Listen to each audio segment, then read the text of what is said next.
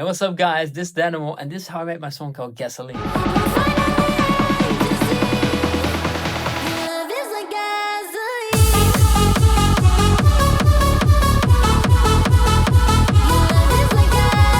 So I've started this song with the vocal, and the vocal is coming from Rosanna. She's a very talented singer-songwriter, and she delivered this vocal, and it sounded absolutely amazing from the start already. So this is the vocal.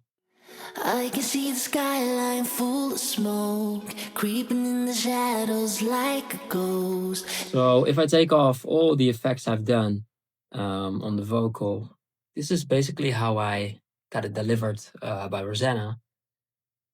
Let me just pull off all these plugins so you can have a listen of what it did sound before. I can see the skyline full of smoke, creeping in the shadows like a ghost. Every time Then I started mixing it, giving it some reverb, some delay. I can see the skyline full of smoke, creeping in the shadows. So yeah, the song was already having a little bit of a mysterious vibe from the very start, which I really like. It almost feels like a hook to me already. So I felt like for the instrumental, we also needed to do some mysterious sounds. So she came up with this sort of, I would say it's a sort of harp melody, sounding like this.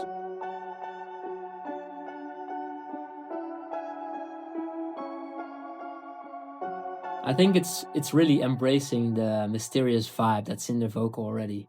So together with the vocal, I can see the skyline full of smoke, creeping in the shadows like a ghost. Every time they added I've added some more pads to it, like these playing the notes. And as you can see, just focus on this one. It's just opening up, coming out of the filter, making sure it's just, yeah, rising in terms of tension, and feels like the song is building up. I can see the skyline full of smoke, creeping in the shadows like a ghost. Every time I try to leave, I choke. Every little word. But for sure, we need some bass lines there as well, because the bass is really adding the flavor to it, really giving it a little bit more depth. So this is what it did sound like. I can see the skyline full of smoke, creeping in the shadows like a ghost. Every time I try to leave, I choke.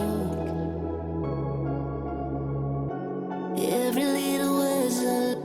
So yeah, then it's moving into the next section where we got also this sound playing.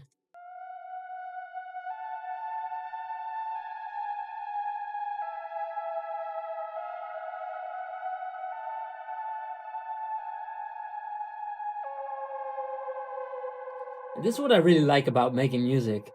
Making these little ambient sounds. For example, this one. This is a sound I've created myself. As you can see, I just even saved it as my own preset.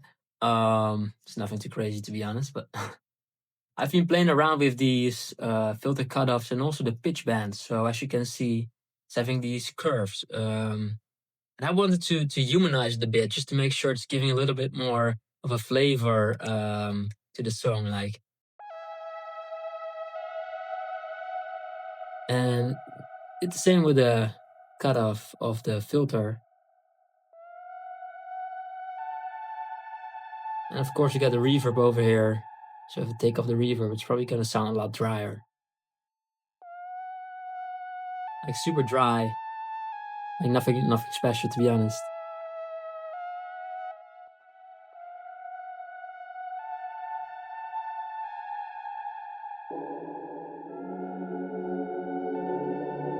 The bass line.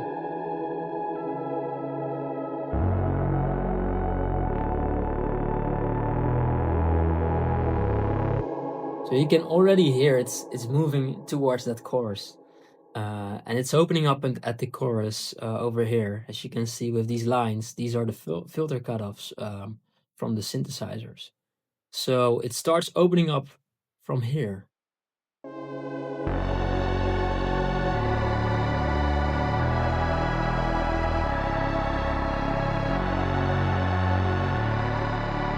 I just wanted to create a moment in the song where it's getting super anthemic, super uplifting, and super emotional. So that's definitely the chorus over here. Rosanna added some vocal stacks, some backings to it, just to really thicken up the vocal and make sure the vocal is sounding a lot bigger in that section. So sounds like this. Your love is like gasoline. You poison the air I breathe. And finally I can see your love is like gasoline. So that was really, catching my attention the very first time I was working with this song. I felt like this is the biggest moment in the song. This is the chorus. This got to be big. And after that, we just got to make a big drop. And talking about that drop, uh, got this little melody. So this is the drop lead actually.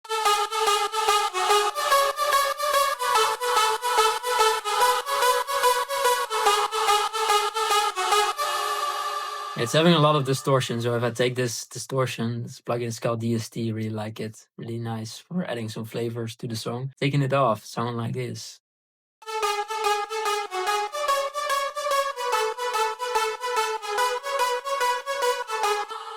Instead of this.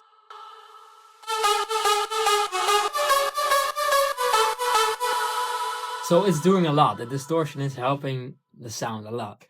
And I divided the sound in 3 different layers. So this is the main layer. So I'm using this sound a lot in my other songs as well. So you can almost call it a signature sound, sort of. And then the second layer is this one.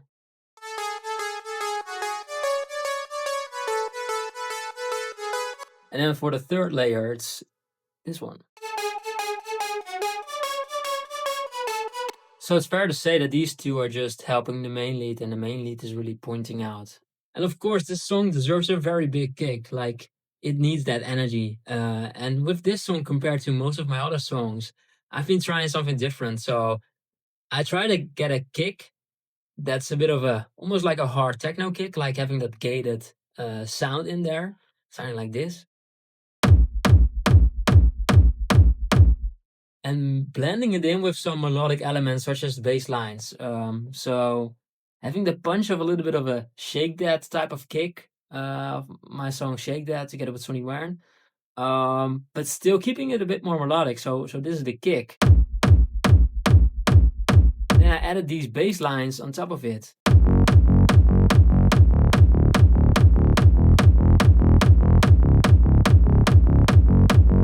It took a little while to mix this all together because it's with also a bit of EQing, just to make sure you're giving the bass line enough room to breathe, but also making sure it's just ducking out the way of the kick. So just to make sure everything is clean together. What else did I do? So I just here some extra ducking, just to make sure that the low end is clean. Some little roll off. Of course, side chaining, some heavy side chaining. Because if I would go for this one,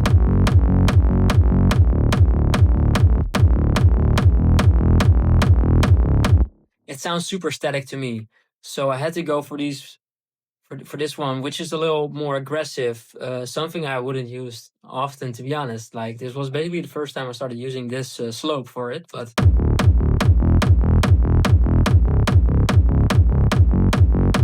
it's making sure that both elements aren't fighting in the mix again. And yeah, it's kind of adding some groove to it, so I really like that. So yeah, and then together with the leads, it sounds like this.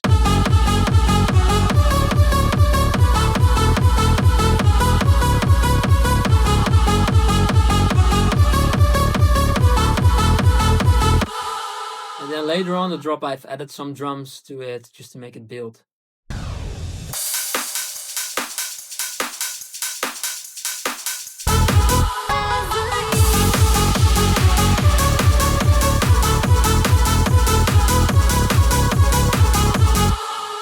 Same for the build up. There are some drums in the build up as well.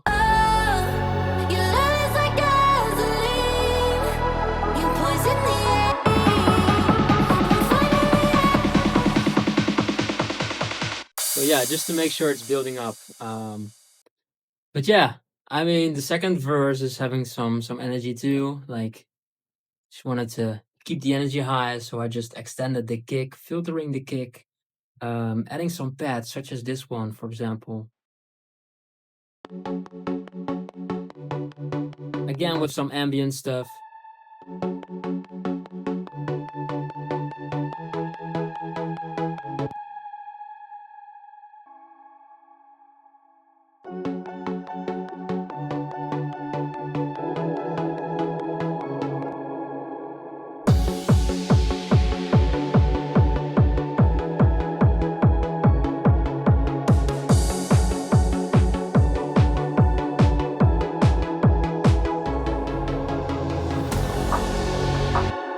So yeah, that's basically it for the song.